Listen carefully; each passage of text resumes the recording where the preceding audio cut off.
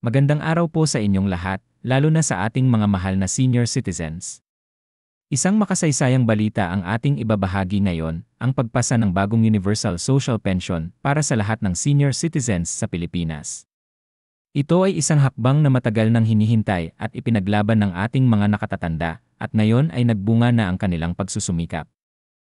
Sa loob ng maraming taon, ang social pension program ng ating bansa ay limitado lamang sa mga indigent senior citizens na tumatanggap ng 1,000 kada buwan.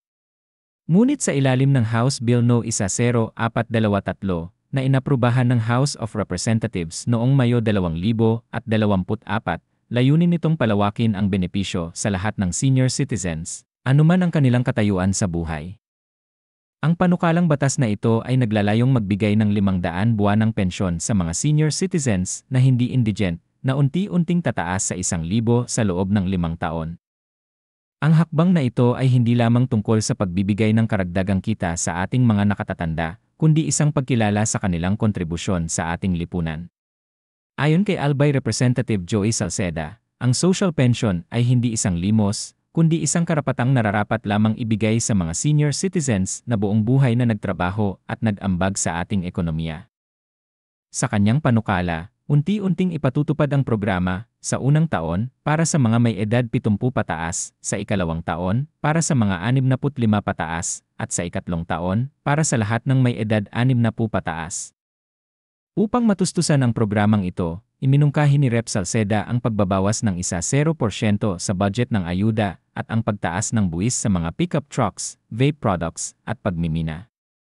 Ayon sa kanya, sa pamamagitan ng mga hakbang na ito, magiging sustainable ang pondo para sa Universal Social Pension. Ngunit hindi naging madali ang paglalakbay ng panukalang batas na ito.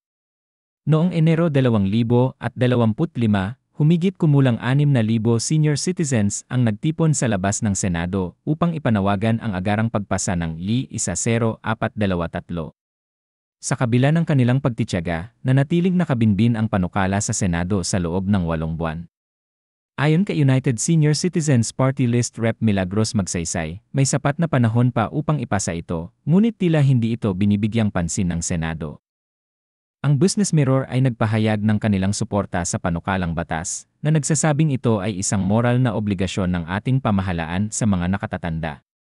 Ayon sa kanila, ang Universal Social Pension ay hindi lamang makakatulong sa pagbawas ng kahirapan sa hanay ng mga senior citizens, kundi magbibigay din ng dignidad at seguridad sa kanilang pagtanda. Sa kasalukuyan, ang pamamahala ng social pension ay nasa ilalim ng Department of Social Welfare and Development, YADE. Ngunit sa ilalim ng II 10423, layunin din nitong ilipat ang pamamahala ng programa sa National Commission of Senior Citizens, NCSI, sa loob ng 3 taon, upang mas mapabuti at mapabilis ang serbisyo para sa ating mga lolo at lola.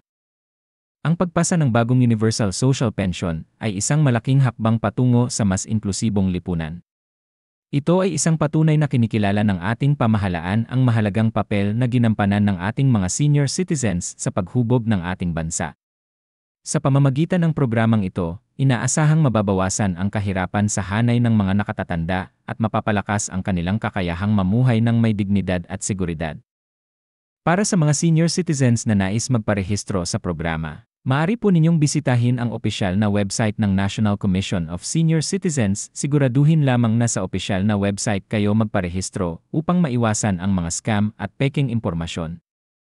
Sa pagtatapos, nais naming iparating ang aming taos-pusong pasasalamat sa lahat ng mga nagsumikap at nagtaguyod ng panukalang batas na ito. Ang bagong Universal Social Pension ay isang patunay na kapag tayo ay nagkakaisa at nagtutulungan, makakamit natin ang mga pagbabago na makakabuti sa nakararami. Sa ating mga lolo at lola, ito po ay para sa inyo, isang pagkilala sa inyong walang sawang pagmamahal at serbisyo sa ating bayan.